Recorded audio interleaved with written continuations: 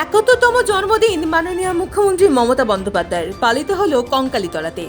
প্রতি বছরের ন্যায় এবছরও কঙ্কালীতলাতে কঙ্কালী মায়ের পুজো দিয়ে মাননীয় মুখ্যমন্ত্রী মমতা বন্দ্যোপাধ্যায় 71তম জন্মদিন পালিত হলো। এই জন্মদিন উপলক্ষে কঙ্কালীতলা প্রাঙ্গণে কেক কাটা হয়, পায়েস বিতরণ দেওয়া হয়, দুস্থ গরিব মানুষদের জন্য কম্বল বিতরণ করা হয়। প্রায় 1800 কম্বল বিতরণ হয় বলেই জানা যায়। মুখ্যমন্ত্রীর জন্মদিন উপস্থিত ছিলেন বীরভূম জেলা সভাধিপতি কাজল শেখ, দুবরাজপুরের প্রাক্তন সাংসদ নরেশ চন্দ্র বাউরি, নানুরের বিধায়ক বিধানচন্দ্র মাঝি সহ অন্যান্য তৃণমূল নেতৃবৃন্দরা। দেখুন, আমাদের আজকে বাংলা মায়ের জন্মদিন, বাংলা বাঘিনীর জন্মদিন, যিনি পিছিয়ে পড়া বাংলাকে এগিয়ে নিয়ে গেছেন, বাংলার বুকে কাটাকাটি খুনোখুনি রাহাজান যিনি বন্ধ করেছেন, উন্নয়নের পথে সারা বাংলার মানুষকে যিনি হাঁটতে শিখিয়েছেন, সেই মায়ের আর জন্মদিন।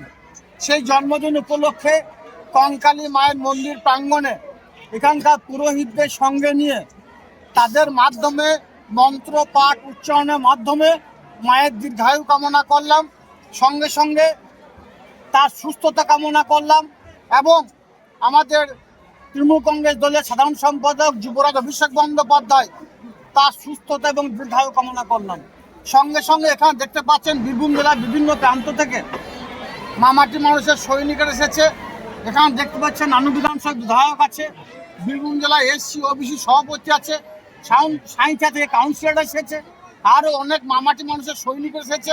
নানু বিধানসভা বিভিন্ন প্রান্ত থেকে আমার কন্যাশ্রী বোনেরা এসেছে। তাদেরকে সকলকে সঙ্গে নিয়ে পুজো পাঠের সঙ্গে সঙ্গে আমরা এখানে পায়েস দেওয়া হলো, সকলকে পায়েস খাওয়ানো হলো, তারপরে সকলকে কেক খাওয়ানো হলো। 71টি কেক কাটা হয়েছিল এবং 71টি পুজোর ডালি নিয়ে মন্দির প্রাঙ্গণে গিয়েছিলাম। এরপর 1800টি কম্বল বিতরণ করা হবে দুস্থদের জন্য। এভাবে আজকের দিনটা আমরা উদযাপিত করতে চাই বাংলা মায়ের জন্য।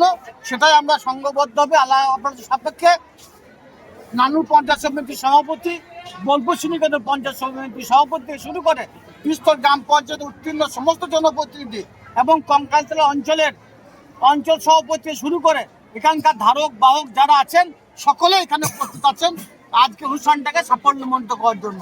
আপনারা জানেন, প্রত্যেক বছরই যখন আমাদের যুবরাজের জন্মদিন হয়, আমাদের মায়ের বঙ্গজননী মমতা বন্দ্যোপাধ্যায়ের জন্মদিন হয়, আমরা সকলেই এই কঙ্কালী মায়ের মন্দির প্রাঙ্গণে এসে উপস্থিত হই তার দীর্ঘায়ু এবং সুস্থতা কামনা করার জন্য।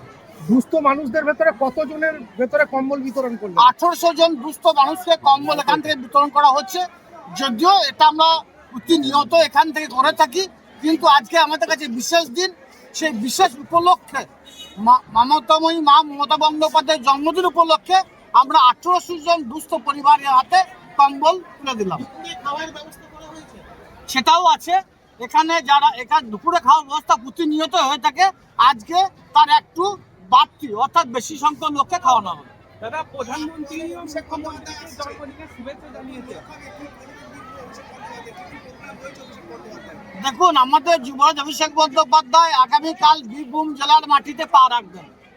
স্বভাবত বীরভূম জেলার বিভিন্ন প্রান্তে যারা মামাটি মানুষের সৈনিকরা আছে তারা উজ্জীবিত আছে ওই মাঠে পৌঁছানোর জন্য। যদিও আমার দৃঢ় বিশ্বাস ওই মাঠে জায়গা দেওয়া সম্ভব হবে না। যতখানি মাঠ আছে শুধু মাথা ছাড়া আর কিছু দেখতে পাবেন না আপনারা। অভিষেক বন্দ্যোপাধ্যায় 2026 নির্বাচনের প্রাককালে বীরভূমে এসে বীরভূমের মামাটি মানুষের সৈনিকদের দিশা দেখাবেন, পথ দেখাবেন। তিনি যে দিশা দেখাবেন, যে পথ দেখাবেন, সেই পথেই 26 নির্বাচন হবে।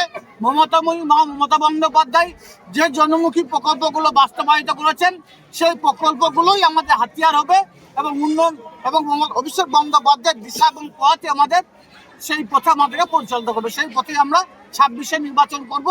বীরভূম জেলার যে 11টা সিট আছে, 11তে জোড়া ফুল ফুটবে, বাকিরা সর্ষের ফুল দেখবে। লোক এখন আমাদের আইডিয়ার বাইরে। আমরা এখনো পর্যন্ত কোনো হিসাব ঠিকঠাক পাচ্ছি না। যত দিন যাচ্ছে লোক সংখ্যা ততই বেড়ে চলেছে। সেটা 8 লক্ষ হবে না 10 লক্ষ হবে, আমরা কিছুই বুঝে উঠতে পারছি না। এটা আমাদের দৃঢ় বিশ্বাস আছে সকল মানুষ মামাটির সৈনিকেরা ওই সভাস্থলে গিয়ে জায়গা পাবে না, পৌঁছতে পারবে না। যত সংখ্যক মানুষ মাঠে থাকবে তার 3 থেকে 4 গুণ মানুষ মামাটি সৈনিক মাঠে বাইরে থাকবে। আমার কথাটা মিলিয়ে নেবেন, প্রয়োজনে ড্রোন ক্যামেরা নিয়ে যাবেন, শুট করে দেখে নেবেন। দেখুন, অভিষেক বন্দ্যোপাধ্যায় সর্বভারতীয় তৃণমূল কংগ্রেস দলের সাধারণ সম্পাদক। তিনি কার সঙ্গে বসবেন, কি নির্দেশ দেবেন, কি পতঞ্জলি দেবেন, কার কার সঙ্গে দেখা করবেন, সে বিষয়গুলো সম্বন্ধে আমরা এখনো অবহিত নই। অবশ্যই উনি আগামীকাল আসছেন, তাই রাত্রের মধ্যে আমরা জেনে যাব, জেনে গেলে আপনাদেরকে জানিয়ে দেওয়া হবে। সোনালী বিবির সঙ্গে দেখা হওয়ার কোনো কথা আছে? দেখা করা করবে, এই ধরনের খবর যেমন আপনাদের কাছে আছে, আমাদের কাছে আছে। কোথায় করবেন, কিভাবে করবেন, সেগুলো আমরা সঠিকভাবে বলতে পারবো না। একটা উপর থেকে নির্দেশ আছে, অভিষেক বন্দ্যোপাধ্যায় একটা প্রোটোকল আছে, সেই প্রোটোকলের বাইরে আমরা যেতে পারি না। তিনি দেখা করবেন, সেটা আপনিও জানেন, আমিও জানি।